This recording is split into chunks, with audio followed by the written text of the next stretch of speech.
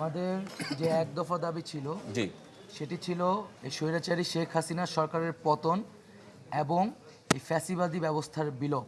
জি তো শেখ হাসিনা পদত্যাগ করেছে, তার পতন ঘটেছে, কিন্তু ফ্যাসিবাদী যে ব্যবস্থা রাষ্ট্র কিংবা বৈষম্য যে বিরোধ যেটা আপনি বলছেন, ফ্যাসিবাদী যে রাষ্ট্র কাঠামোটা এবং তারা সেটা কিন্তু বজায় রয়ে গেছে।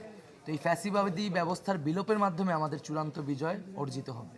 আচ্ছা, তার মানে আপনারা এখনো সন্তুষ্ট নয়। আরেকটা জিনিস আমরা দেখলাম যে আজকে সেনাপ্রধান বক্তব্য দিয়ে বলছেন যে অন্তর্বর্তীকালীন সরকার গঠিত হবে এবং বিভিন্ন দলের সঙ্গে তারা বৈঠক করেছেন, কিন্তু সেখানে আমরা আপনাদের প্রতিনিধি কিংবা যারা আন্দোলন করেছেন রাজপথে থেকে সামনে তাদের কারো পক্ষের কথা আমরা শুনিনি যে তারা উপস্থিত ছিলেন। আপনারা তো কেউ ছিলেন না, আপনাদেরকে তো ডাকা হয়নি।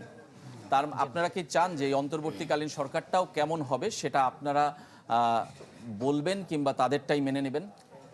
এই যে অভ্যুত্থান, যেটা বৈষম্য বিরোধী ছাত্র আন্দোলনের নেতৃত্ব এবং আহ্বানে সারা বাংলাদেশের ছাত্র জনতা একত্রিত হয়ে একটা গণ অভ্যুত্থানের সূচনা ঘটেছে। এই অভ্যুত্থানকারী ছাত্র নাগরিকদের নেতৃত্বে এবং আহ্বানে সর্বস্তরের নাগরিক প্রতিনিধি এবং রাজনৈতিক নেতৃত্বের সাথে আলোচনার মাধ্যমে অন্তর্বর্তীকালীন সরকার গঠন করা হবে। আমাদের থেকে সেরকম একটি প্রস্তাবনা আমরা খুব শীঘ্রই জাতির সামনে উপস্থিত করব। তার মানে আন্দোলন এখনো শেষ হয়নি, হয়তোবা প্রাথমিক বিজয় হয়েছে আপনারা বলছেন, কিন্তু প্রথম ধাপ হয়েছে, কিন্তু আপনারা একটা সরকারের কাঠামো দিবেন, মানে সব সেখানে কি রাজনৈতিক দলগুলোর সাথেও কথা বলবেন আপনারা? আমরা যারা এই আন্দোলনে নেতৃত্ব দিয়েছে, অংশগ্রহণ করেছে, সেই সকল প্রতিনিধি, নাগরিক সমাজ এবং রাজনৈতিক নেতৃত্ব, তাদের সকলের সাথে আলোচনা এবং অংশগ্রহণের মাধ্যমে আমরা একটি অন্তর্বর্তীকালীন জাতীয় সরকারের কথা ভাবছি। তবে ফ্যাসিবাদী এবং এই শাসন ব্যবস্থায় যারা ছিল বা তাদের যারা দোসর সমর্থক, তাদের কেউ এই জাতীয় সরকারে থাকতে পারবে না।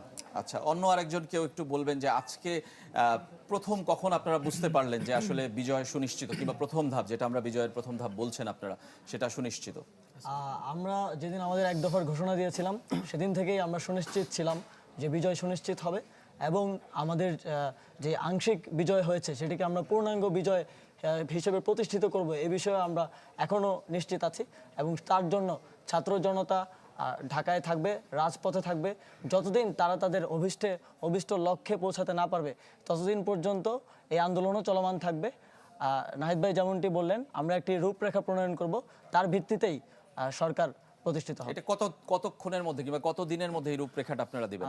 আমরা আজ 8টায় কারওয়ান বাজার মোড়ে সার্ক ফোয়ারায় একটি সংবাদ সম্মেলন করে সেই রূপরেখাটা ঘোষণা করব, এবং সেই রূপরেখায় রাজনৈতিক প্রতিনিধিত্ব, সুশীল সমাজের প্রতিনিধিত্ব, আমাদের শিক্ষকরা এবং এই ছাত্র নাগরিক অভ্যুত্থানের যারা নেতৃত্ব, তাদের সমন্বয়ে একটি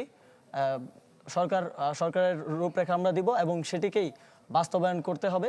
এবং ছাত্র জনতা, এই অভ্যুত্থানের যারা মূল স্টেক হোল্ডার, তাদের ইচ্ছার প্রতিফলন সেখানে ঘটবে।